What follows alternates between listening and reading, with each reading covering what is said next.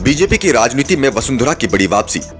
Party कार्यालय में लंबे समय बाद लगा वसुंधरा का पोस्टर। बीजेपी हाईकमान वसुंधरा की सीएम उम्मीदवारी पर भी लग सकती है मोहर। वसुंधरा राजे सिंधिया की वापसी हो गई है। पार्टी में तो वो पहले से ही थी, अब पार्टी के पोस्टरों पर भी उनकी वापसी हो गई है।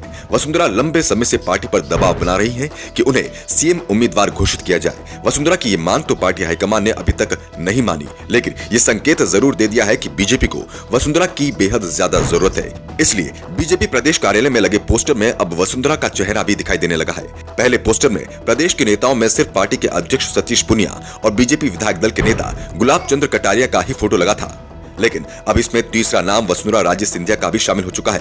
इसके बाद संकेत मिलने लगे हैं कि बीजेपी वसुंधरा को नाराज नहीं करना चाहती है। वसुंधरा 10 साल राजस्थान की सीएम रह चुकी हैं और आज भी प्रदेश के सभी नेताओं की तुलना में उनकी लोकप्रियता सबसे ज्यादा है। वसुंधरा की बीजेपी के पोस्टरों में वापसी को प्रदेश में होने वाले विधानसभा चुनाव से जोड़कर देखा जा रहा है। प्रदेश में इसी साल विधानसभा चुनाव होने हैं और जल्दी विधानसभा चुनाव का ऐलान भी हो जाएगा। साफ है, चुनाव में अब ज्यादा वक्त नहीं बचा है। कांग्रेस और बीजेपी दोनों ही चुनाव की तैयारियों में जुट चुके हैं। इस बार आप ने भी राजस्थान की सभी सीटों पर उम्मीदवार उतारने का ऐलान किया है, लेकिन साफ दिख रहा है कि मुकाबला बीजेपी और कांग्रेस के बीच में ही होना है। राजस्थान में हर 5 साल बाद सत्ता बदलने का इतिहास रहा है और कई सर्वे भी इशारा कर रहे हैं कि इस बार भी इतिहास दोहराया जाएगा। लेकिन राजस्थान की कांग्रेस सरकार मुश्किल में है और इस मुश्किल को सचिन पायलट और सीएम अशोक गहलोत के बीच चल रहा टकराव और बढ़ा रहा है। टकराव बीजेपी के अंदर भी दिख रहा है, जिसे सुलझाने की कोशिश बीजेपी हाईकमान करने में जुटा है और इसलिए वसुंधरा की फोटो पार्टी कार्यालय में लगा दी गई है। बीजेपी कोशिश कर रही है कि राज्य की जनता के सामने पार्टी की एकजुटता का मैसेज जाए, इसलिए सभी गुटों को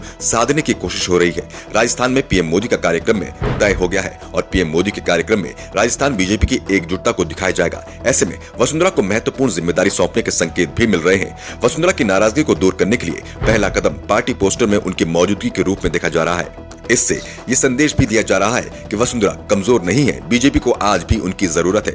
सोशल मीडिया पर लगातार वसुंधरा राजे सिंधिया की पोस्ट शेयर हो रही हैं। वैसे दावा ये भी किया जा रहा है कि बीजेपी चुनाव से पहले वसुंधरा राजे सिंधिया को सीएम उम्मीदवार घोषित कर सकती है।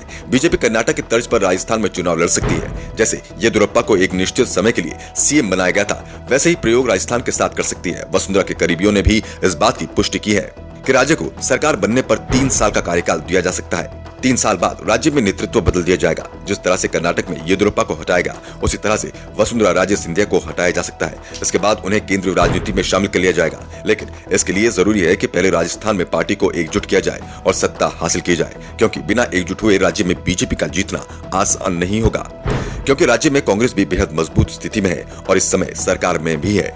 अशोक गहलोत तो दावा कर रहे हैं कि इस बार कांग्रेस 156 सीट जीतकर प्रदेश में सरकार बनाएगी।